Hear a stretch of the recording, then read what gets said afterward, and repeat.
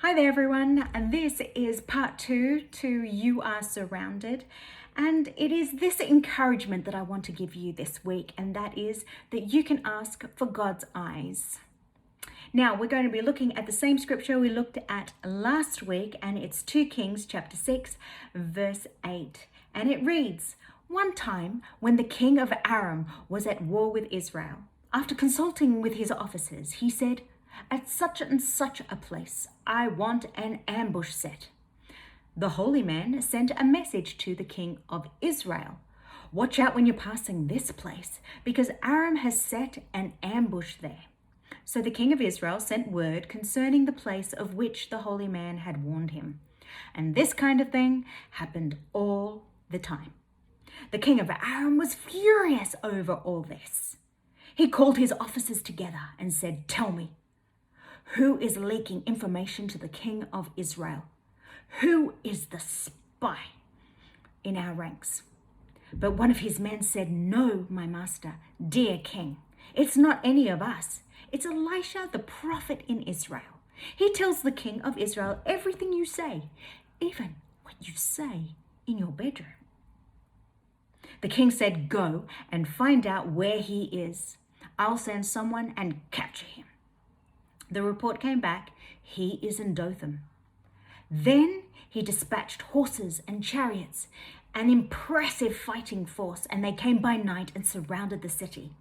Early in the morning, a servant of the holy man got up and went out. Surprise! Horses and chariots surrounding the city. The young man exclaimed, 'Oh, master, what shall we do?' And Elisha, he said, 'Don't worry about it. There are more on our side than on their side.' Then Elisha prayed, 'Oh God, open his eyes and let him see.'" You see, in challenging times, it can feel like you're surrounded. But in those times, we can ask for God's eyes. We have 3 sets of eyes.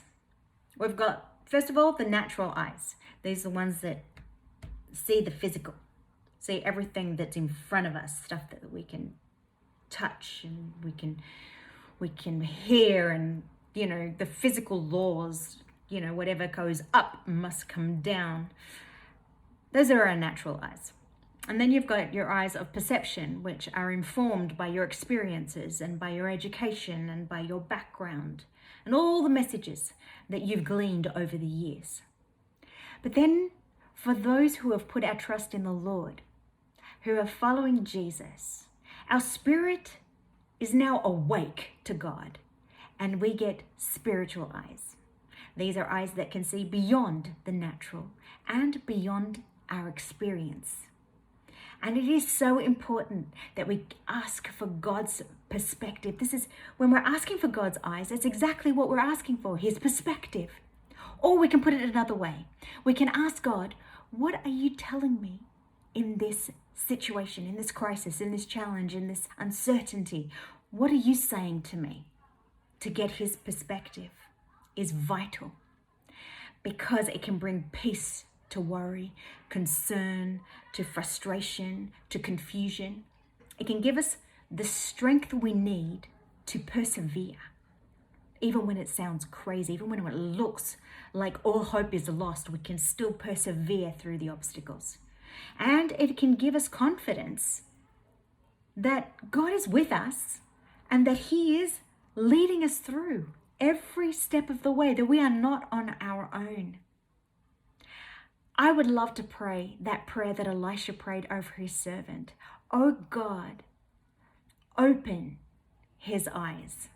But I want to take it from a prayer that Paul prays over the Ephesians, and it's found in chapter 1 of Ephesians, verse 17. This is my prayer over you. I ask the God of our Master, Jesus Christ, the God of glory, to make you intelligent and discerning in knowing him personally. Your eyes focused and clear, so that you can see exactly what he is calling you to do. grasp the immensity of this glorious way of life he has for his followers. Oh, the utter extravagance of his work in us who trust him. Endless energy, boundless strength. That's my prayer over you this week, that you have eyes focused and clear, that you can see exactly what God is doing, what he is saying, that there is more with you than there is against you, that he is with you, leading you through. Praying that this is your best week yet, and I'll see you soon.